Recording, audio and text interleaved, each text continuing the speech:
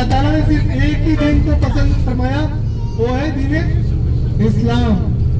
जब ये कुरान मजीद की आयत जब नाज़िल हुई तो आप सल्लल्लाहु अलैहि वसल्लम और हज़रत अबू बकर के ज़माने के बाद हज़रत उमर जब खलीफतुल मोमिनीन हुआ करते थे, उस वक्त अल्लाह के रसूल सल्लल्लाहु अलैहि वसल्लम और हज़रत अबू बकर का विसाल हो गया था।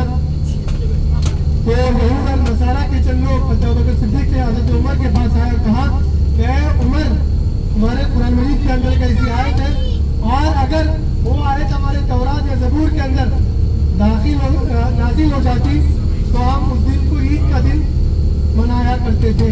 तो हज़रत उमर रज़ियल्लाहु अन्हु को जब मालूम हुआ कि कुरान मजीद की आयत है, तो हज़रत उमर ने उन यहूद और नसारा को कहा कि मुझे अच्छी तरह याद है कि मैदान अरफात के अंदर ये कुरान मजीद की आयत नाज़िल हुई थी और हमारे लिए ईद का दिन है।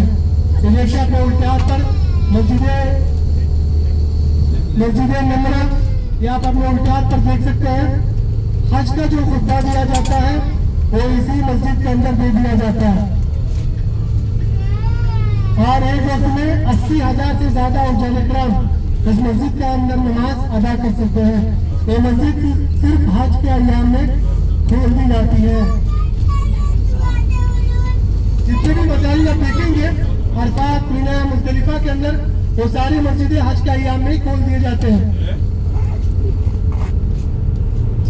और इस मस्जिद की खासियत ये है कि इसका जो मिंबर है, जो खुतबा दिया जाता है, वो मैदान अरफात से बाहर दिया जाता है।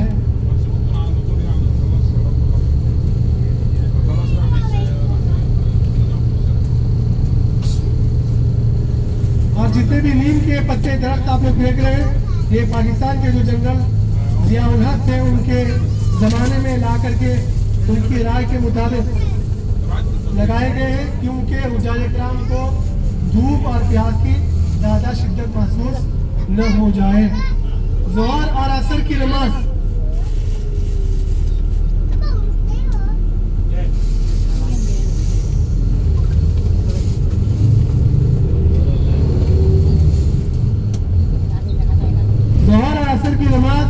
ज़ोहर के वक्त में 2-2 रकात जमा बैन सलातैन असर। थोड़ा बच्चों को खामोश किया तो मेहरबानी, नहीं तो मुझे बात करने की नहीं होगा, थोड़ी मेहरबानी होगी प्लीज। अपने सीधे हाथ पर देखो, आपको जितना भी ये मैदान सीधे हाथ पर नजर आ रहा है वो पूरा का पूरा मैदान अरफात है। और एक रिवायत में आता है इसको मैदान आदू भी कहा जाता है। माशर का जो मैदान होगा, इंसाफ का जो मैदान होगा, मैदान माशर, वो भी मैदान अरफात ही होगा। हज़रत आदम अलैहिस्सलाम से लेकर क़यामत तक जितने भी बंदे दुनिया के अंदर आएंगे, उनका जो सवाल जवाब का जो दौर चलेगा वो इसी मैदान के अंदर चलेगा। और इसके आस पास के जो पहाड़ है, इनके पहाड़ों का तज़किरा भी कुरान मजीद के अंदर मौजूद है। औज़ु बिल्लाहि मिनश शैतानिर रजीम, बिस्मिल्लाहिर रहमानिर रहीम। अम्मा यतसाअलून अनिन नबइल अज़ीम अल्लज़ी हुम फ़ीहि मुख्तलिफ़ून कल्ला सयअलमून थुम्मा कल्ला सयअलमून अलम नजअलिल अर्ज़ मिहादा वल जिबाल औतादा। जो पहाड़ का तज़किरा जो किया गया है, वल जिबाल औतादा, हमने पहाड़ों को मेघ के मानी बनाया। कहने का मतलब ये है कि पहाड़ों को अल्लाह ताला ने जमीन के बैलेंस के लिए पैदा फरमाया है।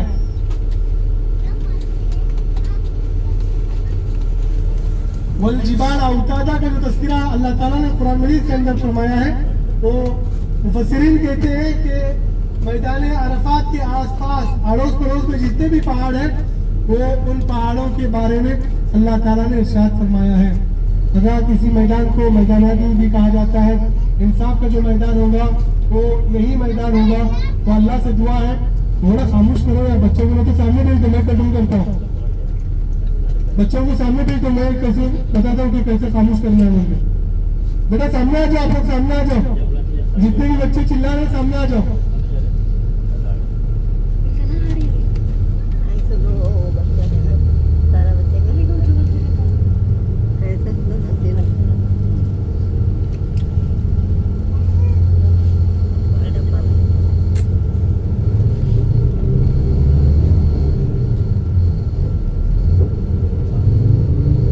ड्राइवर लोग भी ना बात करते हैं तो उसको भी थोड़ा सा डिस्टर्ब होता है बात करने के लिए, तो उन लोगों को हम कुछ नहीं बोल सकते क्योंकि पूरी गाड़ी उनके हाथ में रहती है ना, वो हिसाब से हम काम चला लेते हैं। थोड़ा मेहरबानी होगी इंशाल्लाह। तो मैं आप लोग बता रहा था जो मैदान है, मैदान महशर, कल महशर का जो मैदान है, इसी मैदान में हमको जमा किया जाएगा। इसीलिए अल्लाह से दुआ करें कि अल्लाह ताला हम लोगों का आसान हिसाब फरमाए। अल्लाहुम्मा हासिबना हिसाब यसीरा, या अल्लाह हमारा आसान हिसाब फरमा, इसकी हम दुआ करें। और मैदान अरफात के अंदर जो अरफात का दिन होता है, 9 ज़िलहिज्जा का जो दिन होता है, उस वक्त अल्लाह ताला आसमानी दुनिया में आ जाते हैं। कहने का मतलब ये है कि अल्लाह ताला लोगों के बिल्कुल करीब आ जाते हैं और जो भी दुआएं मांगते हैं वो दुआएं अल्लाह ताला कबूल फरमाते हैं। अल्लाह सल्लल्लाहु अलैहि वसल्लम ने भी मैदान अरफात के अंदर दुआएं मांगी, अल्लाह ताला ने उन दुआओं को कबूल फरमाया था। हज़रत अल्लाह सल्लल्लाहु अलैहि वसल्लम ने एक ही हज किया और 3 उम्रे किए थे और चौथा उम्रा पूरा न हो सका।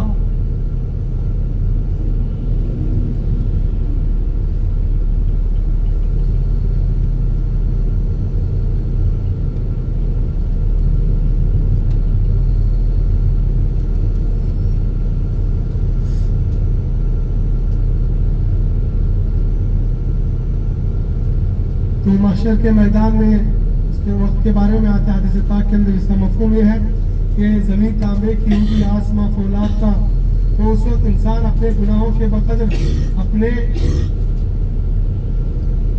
पसीने में शराबोर होगा, यानी किसी का घुटने के बकदर कोई डूबा हुआ होगा, कोई छाती के बकदर, कोई कमर के बकदर, कोई गर्दन के बकदर अपने पसीने के अंदर डूबा हुआ होगा।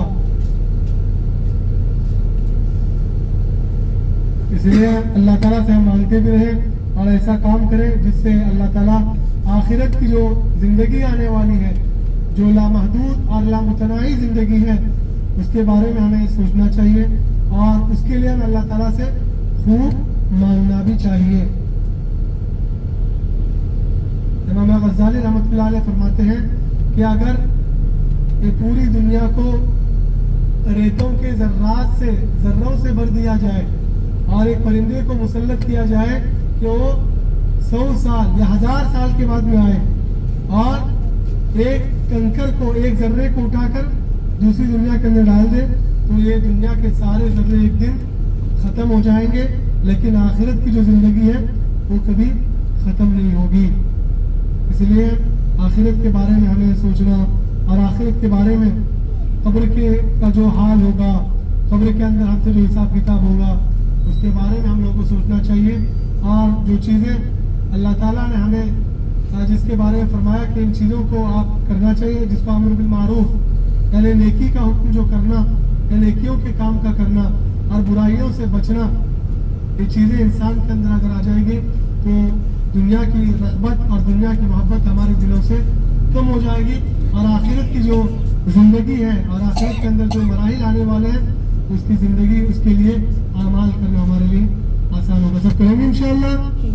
इंशाअल्लाह मैं हमेशा आप लोगों को कहता हूँ कि ग्रुप का मामला ये होता है कि ग्रुप के साथ में रहना है।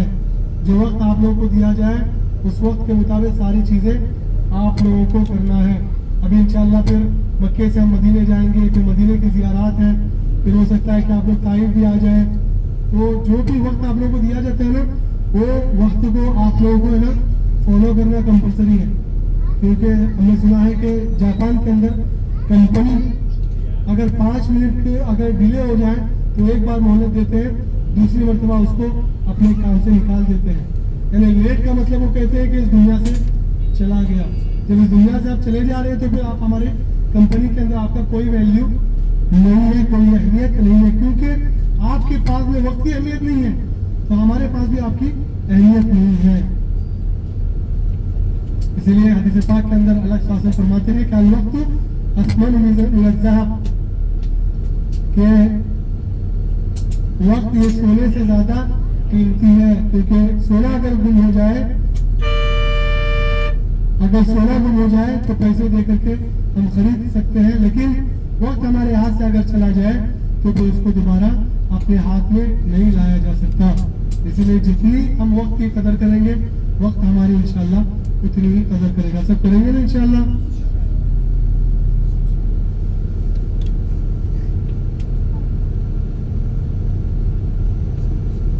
ज़ियाअतुल वक्त अशद्दु मिनल मौत, वक्त को जाया करना ये मौत से ज्यादा खतरनाक चीज है। इमाम गज़ाली रहमतुल्लाह अलैह या गालिबन इमाम इब्ने हजर अल अस्क़लानी, उनका कौल है ये कि इज़ाअतुल वक्त अशद्दु मिनल मौत, वक्त का जाया करना ये मौत से ज्यादा खतरनाक चीज है। इसलिए यहाँ पर जहाँ पर भी हम जाएंगे तो वक्त की कदर करना सीखे, वरना वक्त हमारी कभी कदर नहीं करेगा।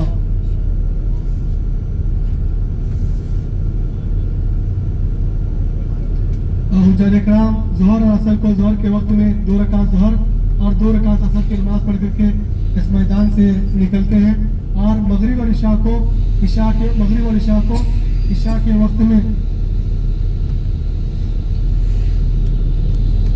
मैदान मुज़दलिफा के अंदर अदा करते हैं। मगरिब की 3 ही रकात अदा की जाती है और मगरिब की 3 रकात और इशा की 2 रकात जो नमाज अदा करना है वो मैदान मुज़दलिफा के अंदर। तो वहाँ पर रात का क़ियाम, खुले आसमान में रात को गुजारना, और शैतान को जो कंकरी मारी जाती है वो भी मैदान मुज़दलिफा से चुन करके ले जाना ये अफजल है। हज़रात हम इस रास्ते से जा रहे हैं, सीधे या उल्टे हाथ आप देखेंगे ब्रिज के नीचे लाल और येलो कलर की ईंटों का रास्ता आप लोगों को नजर आएगा। अरफात से मुज़दलिफा जो तकरीबन 10 किलोमीटर का फासला है, देख रहे हैं आप जी। आगे भी इंशाल्लाह आप लोगों को नजर आएगा। अब अपने उल्टे हाथ पर देखें वो बेहतरीन मंजर जो दुनिया की हर आंख देखना चाहती है। हम अल्लाह से दुआ करें कि 9 ज़िलहिज्जा को अल्लाह ताला हमें इस मैदान पर बुला करके लेकर आए।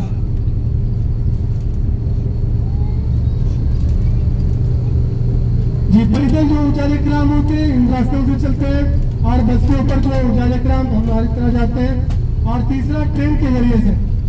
आजाद ब्रिज के नीचे आप लोग देखें उल्टे हाथ पर या सीधे हाथ पर आपको लाल और येलो कलर की ईंटों का रास्ता नजर आ जाएगा।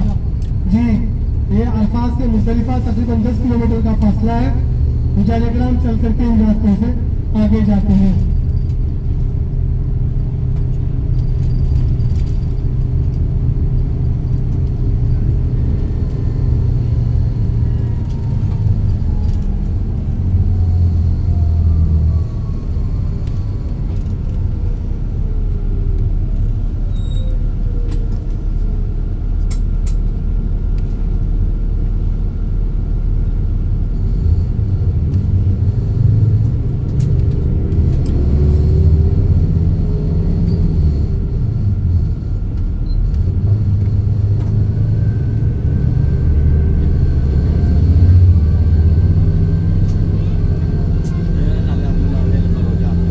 आगे एक नहर आएगी जिसको नहर जुबैदा कहा जाता है। आपको सीधे हाथ पर आप लोगों को नजर रखना है। उसका वाकया ये है कि हारून रशीद रहमतुल्लाह अलैह के ज़माने में, जिनको खलीफा खामिस भी कहा जाता है, तो उनके ज़माने में एक नई खातून हुआ करती थी हज़रत जुबैदा। तो उन्होंने ख्वाब के अंदर देखा मक्का मुकर्रमा के अंदर लोग भूख और प्यास की वजह से शहीद हो रहे, अपने दम को तोड़ रहे हैं। तो हज़रत हारून रशीद रहमतुल्लाह अलैह जब उनके बाद में निकाह का पैगाम भेजा तो महर के तौर पर उन्होंने इस नहर को मांगा था, और मुल्के बगदाद और इराक के रास्ते से होकर ताइफ के रास्ते से आज से तकरीबन 1200 साल पहले 800 किलोमीटर के फासले से ये नहर निकाली गई थी। और हाल में तक ये नहर यानी ये पानी मुल्के इराक और बगदाद के रास्ते से आया करता था, और मक्का मुकर्रमा के अंदर लोगों को, हाजियों को इन पानी से सैराब कराया जाता था।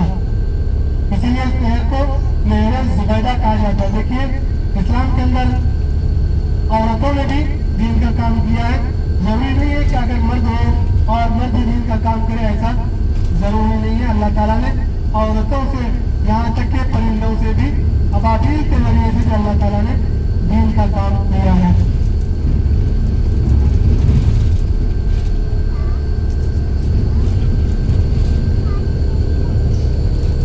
जब अपने सीरियल को देख रहे अपने इलाके में जो किले हुआ करते थे उन किलों के माने में दीवार आप लोगों को नजर आ रही है। दीवार के जरिए से पानी उसके इराक शाम और ताइफ के रास्ते से बकरीतुल मुकर्रमा में पानी लाया जाता था।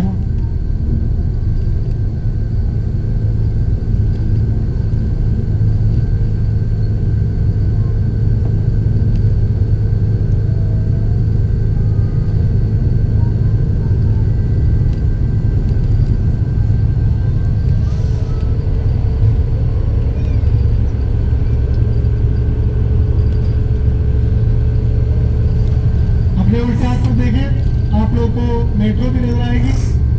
ये चलाते रहते क्योंकि उजाले कराम के लिए उस वक्त के लिए तैयारी है जो आज के अय्याम में उजाले कराम इन ट्रेनों के जरिए से आते हैं और आकर के अपने हज को पूरा करते हैं। ये चंद लम्हों में इंशाअल्लाह हम मैदान मुज़दलिफा के अंदर दाखिल हो जाएंगे। अपने उल्टे हाथ पर आप लोगों को नजर रखना है। मेट्रो का सबसे पहला स्टेशन मुज़दलिफा का आप लोगों को नजर आएगा। मुज़दलिफा के अंदर उजाले कराम बल्कि दुनिया का बड़े से बड़ा बादशाह भी अगर आएगा तो उसको खुले आसमान में रहना, खुले आसमान में रह करके पूरी रात यहाँ पर बिताएगा। और मगरिब और इशा को इशा के वक्त में उजाले कराम कोई इशा की नमाज के वक्त यहाँ पहुँचता है और कोई रात के 10, 12, 2, 3 बजे तक पहुँचते रहते हैं क्योंकि अरफात से मुज़दलिफा जो चल करके भी आज आते हैं उनको आने के लिए भी देरी होती है।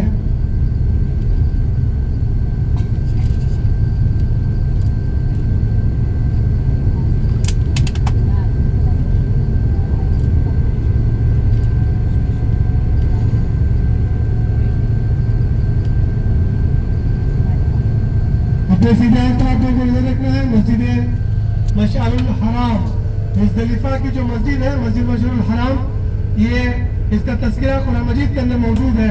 अपने सीधे हाथ पर देखें अल्लाह सल्लल्लाहु अलैहि वसल्लम ने यहाँ पर बाकायदा क़ियाम फरमाया। अल्लाह सल्लल्लाहु अलैहि वसल्लम ने जो दुआएं अरफात के अंदर मांगी वो दुआएं कबूल हुई और जो दुआएं बच गई थी अल्लाह सल्लल्लाहु अलैहि वसल्लम ने उम्मत के लिए इस जगह पर उन दुआओं को मांगा था।